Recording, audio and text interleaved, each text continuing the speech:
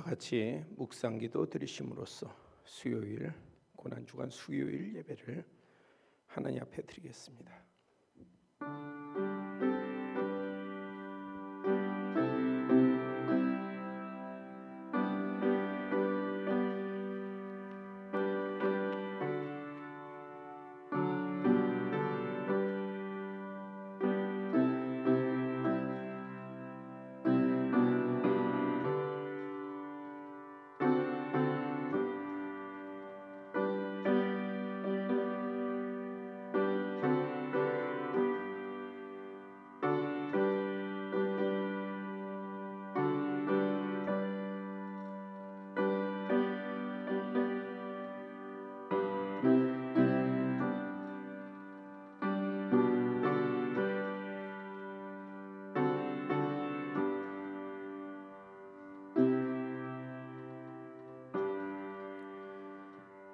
나 여호와가 의로 너를 불렀은즉 내가 네 손을 잡아 너를 보호하며 너를 세워 백성의 언약과 이방의 빛이 되게 하리니 네가 눈먼 자들의 눈을 밝히며 갇힌 자를 감옥에서 이끌어내며 흑암에 앉은 자를 감방에서 나오게 하리라.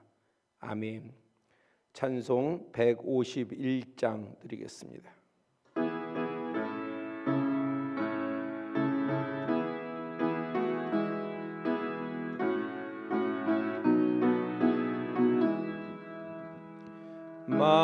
만왕의 왕 내 주께서 왜 고초당했나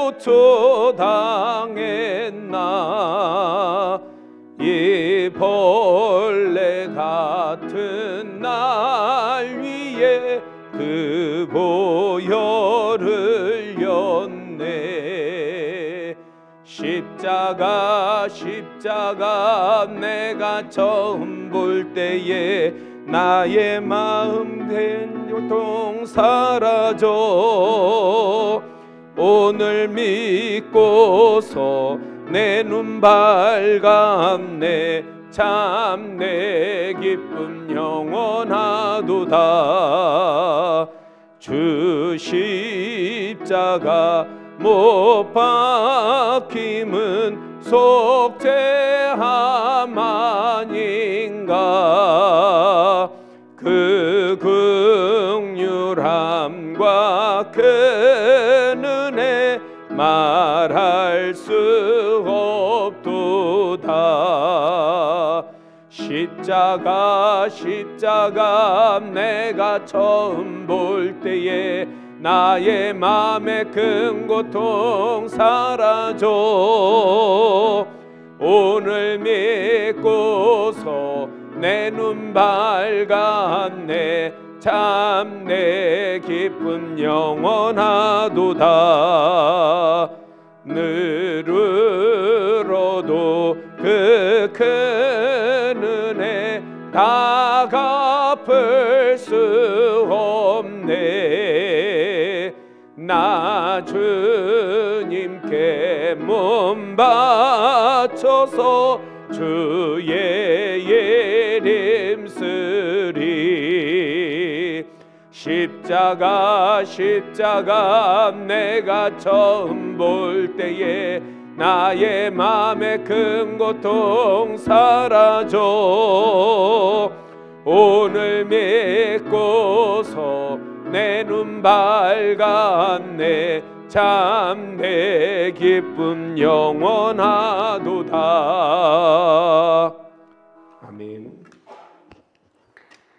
영광 받으시기에 합당하신 하나님 아버지, 우리의 죄를 위해 십자가를 지고 골고다 언덕길을 걸어가신 예수님의 사랑을 통해 우리를 구원에 이르게 하시고 또한 천국의 소망을 가지고 살아갈 수 있는 은혜를 주신 하나님께 감사를 드립니다. 아멘. 고난주간 주님이 우리를 위해 걸어가신 십자가의 길을 묵상하며 우리도 주님이 걸어가신 고난의 길을 걸어가겠다고 입술로는 고백하면서도 현실 앞에서는 우리의 욕심과 두려움으로 주저하며 순종하지 못하는 연약한 우리의 모습을 용서하여 주시옵소서.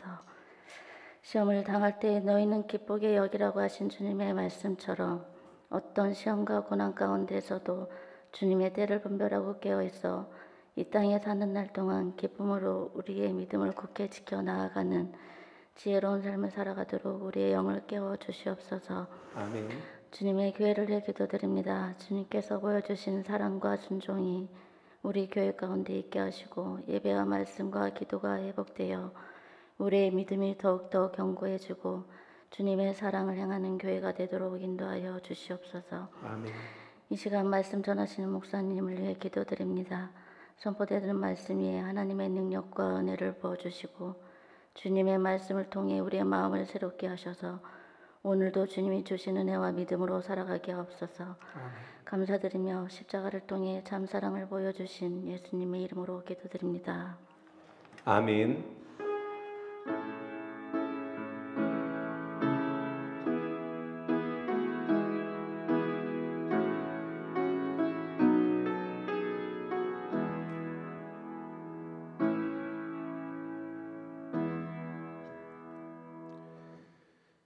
말씀 보시겠습니다. 마태복음 25장 6절로부터 10절까지 말씀입니다. 마태복음 25장 6절로부터 10절까지 제가 봉독해 드립니다.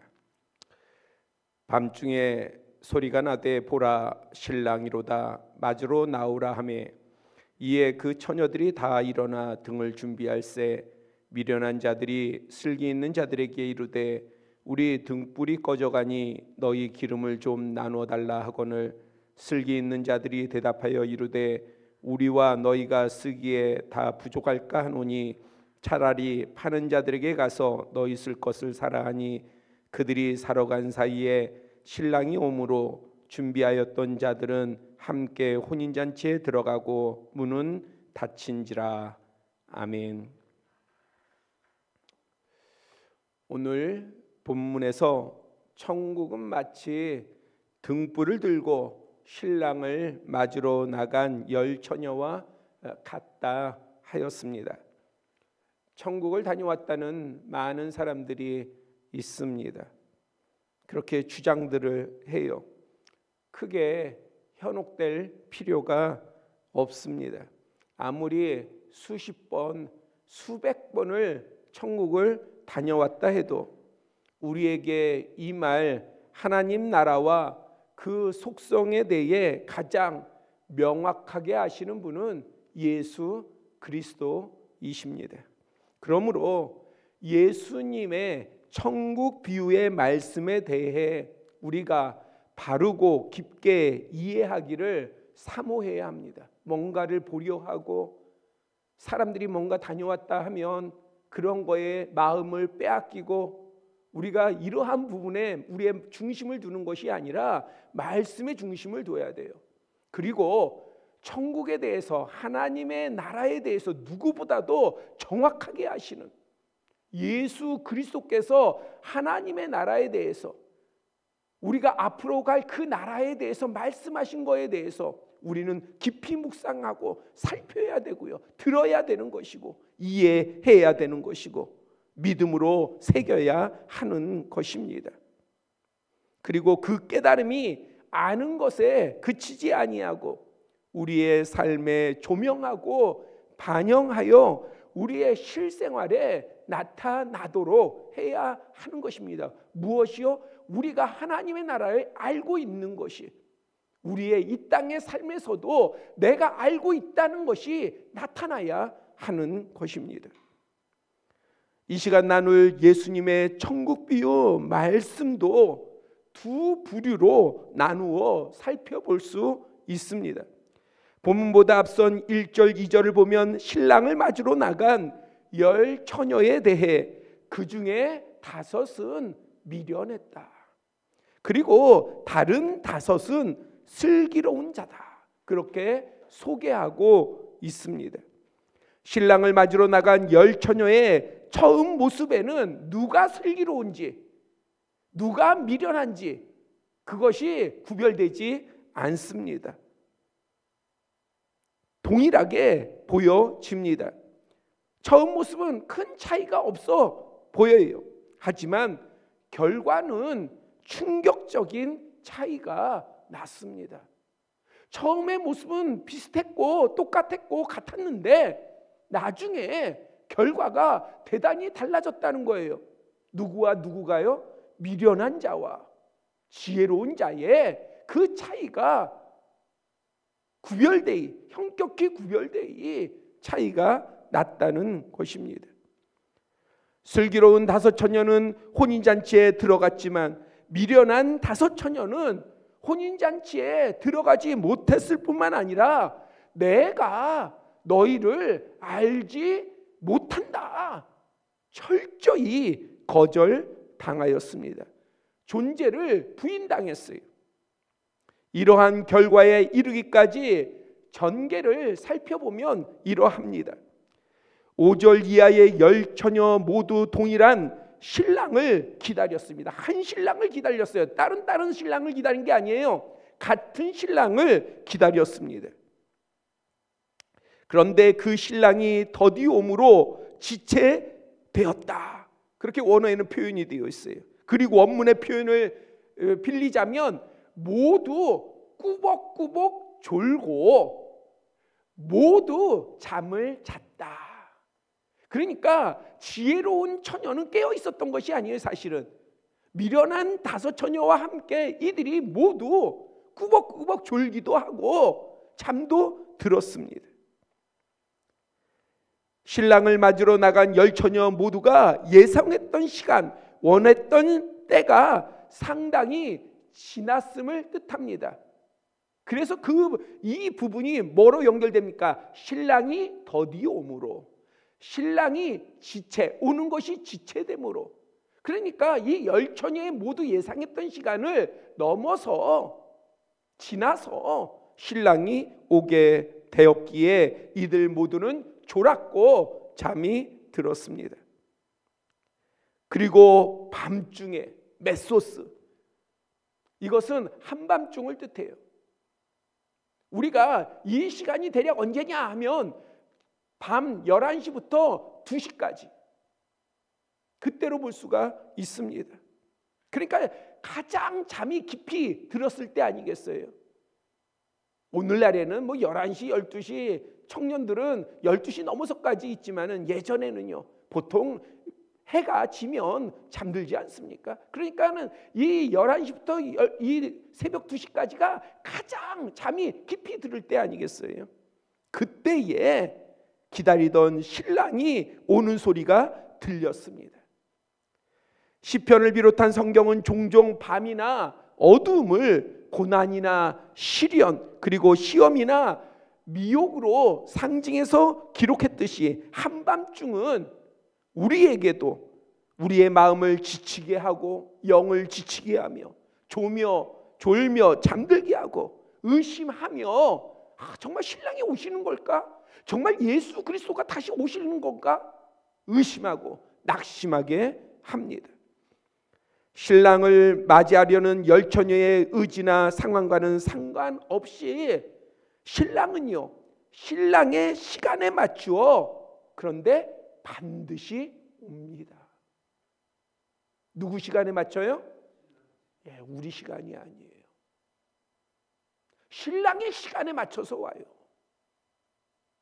우리가 지혜롭게 해야만 하는 것, 그리고 할 수 있는 게 뭐냐? 그것은 기다리는 거예요. 무엇을 가지고요? 믿음을 가지고요. 믿음을 가지고 기다리는 것. 뭔가를 화려하게 장식해라, 뭔가를 만들어놔라가 아니라 믿음을 가지고 우리는 흔들리지 아니하고 주님이 오신다는 그 소망이 흐려지지 아니하고 기다리는 거예요. 기다리는 거예요. 이 땅에 어떠한 일이 있든지 우리는 소망을 가지고, 희망을 가지고, 기쁨을 가지고, 기대를 가지고 기다리는 것입니다. 본문 6절에 보니까 보라, 신랑이더라, 맞으러 나오라. 이 외침에 이제 10처녀 모두가 깨어 일어났어요. 5처녀만 일어난 게 아니에요. 10처녀가 모두 그 소리에 놀라서 깨어 일어났습니다. 그리고 신랑을 맞이하려 합니다. 이 시간은요, 이번 한 번밖에 기회가 없는 거예요. 신랑이 또 오고 또 오고 또 오는 게 아니에요. 야, 신랑이 온다. 이 한 번이에요. 이 한 번의 소리에 모두 깨어났어요. 미련한 다섯 처녀도 일어났고 지혜로운 다섯 처녀도 일어났어요. 그런데 이들이 맞이하려 할 때에 뭐를 준비했냐? 등불을 준비한 거예요. 신랑을 맞이할 등불을 준비한 거예요. 드디어 그들의 고생이 끝났습니다. 이제 잔치 시작이에요. 지금까지 힘들게 내가 일어나 있어야 되는데, 내가 깨어 있어야 되는데, 내가 등불로 신랑을 맞이해야 되는데, 이러한 그 부담과 이러한 것들을 이제 다 내려놓고 이제는 잔치에 참여하기만 해요. 기대하며 원했던 일들이 성취되는 때였습니다. 하지만 이때, 바로 이때 이 열 처녀들이 두 부류의 사람으로 나누어지게 됩니다. 이전까지는 전혀 드러나지 않는 부분이었어요. 문제였어요. 그런데 가장 중요한 때, 신랑을 맞이하려 한 때에 이 두 부류가 확연히 구별이 되었습니다. 본문 8절에 보니 신랑을 환하게 맞이해야 할 미련한 다섯 처녀의 등불이 꺼져가고 있었습니다. 꺼져가고 있었어요. 그래서 이들이 슬기로운 다섯 처녀에게 등불을 밝힐 기름을 좀 나눠줘라. 내 등불이 꺼져간다. 좀 기름 좀 나눠줘라. 왜? 이들도 알고 있었어요. 등불이 꺼지면 그 신랑을 맞이하지 못한다는 것을 알고 있었어요. 그래서 슬기로운 다섯 처녀에게 부탁했어요. 그런데 슬기로운 다섯 처녀는 몰랐겠습니까? 등불이 꺼지면 주님을 맞이하지 못하는 거예요. 신랑을 맞이하지 못하는 거예요. 이 슬기롭다라고 하는 이 원어를 보잖아요. 그러면은 어떤 말이 있냐면은 지혜롭다라는 말이 있어요. 그런데 또 따라오는 말이 있어요. 신중하다는 거예요. 조심성이 있다는 거예요. 저는 사역을 하면서요, 가장 마음 아픈 게 뭐냐? 믿음의 사람들이 조심성 없는 거예요. 신중하지 못한 거예요. 뭐에? 주님에 대해서 막 말하는 거에 대해서. 우리가 일반적으로, 아니 목사에 대해서도 그냥 막 얘기할 수 있어요. 그런 거는 우리가 감정의 문제예요. 그러나 여러분들 다시 한번 당부를 드리지만은 주님에 대해서는 우리가 지혜가 있다면은 신중해야 돼요. 어리석어서는 안 돼요. 조심성이 있어야 돼요. 바로 슬기롭다라고 하는 말은 그 부분을 포함하고 있어요. 신중하다, 조심스럽다. 그러기에 이 슬기로운 다섯 처녀는 기름을 나눠줄 수 없는 거예요. 물론 기름의 속성이 나누어줄 수 있는, 우리가 영적으로 볼 때는 나누어줄 수 없는 부분이지만은, 그러나 바로 이들이 슬기롭다 하는 것을, 그것을 지킨 거예요. 어떠한 관계 가운데서도 지킨 거예요. 뭘요? 신랑을 맞이할 기름을, 스스로의 기름을 지킨 겁니다. 그래서 모두 쓰기에 기름이 부족할 수 있다며 거절하였습니다. 그리고 야, 그러면 빨리 가서 사. 미련한 다섯 처녀가 기름을 사러 간 사이에 설마 우리가 이 기름을 사러 간 이 비운 이 시간에 신랑이 올까? 근데 신랑이 왔어요. 혼인잔치문은 닫혔습니다. 결국 지혜로운 다섯 처녀만이 혼인잔치에 들어갔고, 미련한 다섯 처녀는 내가 너희를 알지 못한다, 존재 자체를 거절당했습니다. 우리는 본문 비유의 말씀을 통해 몇 가지 중요한 가르침을 새기고 언제나 주님을 맞이할 준비된 믿음의 사람이 되어야 합니다. 성경은요, 기록에 있어서 몇 가지 특징이 있어요. 그것이 뭐냐면은 높은 사람을 앞에 서요. 중요한 사람을 앞에 기록해요. 그런데 오늘 비유에서는 누구를 앞에 기록했습니까? 우리가 일반적으로 쓴다면 슬기로운 처녀가 앞에 쓰여지고 그 다음에 미련한 처녀를 나중에 쓰여져야 될 거예요. 우리가 일반적으로 본다고 한다면. 그런데 오늘 기록은요, 원문도 마찬가지예요. 미련한 5 처녀를 먼저 언급하고 있습니다. 이것은 하나님 나라 천국에 들어가는 문제예요. 다시 오실 예수 그리스도를 맞이할 문제예요. 그래서 이 비유의 말씀은요, 누구에게 향해서 강하게 깨워주시는 말씀이냐? 바로 기름을 준비하지 못하는 자들,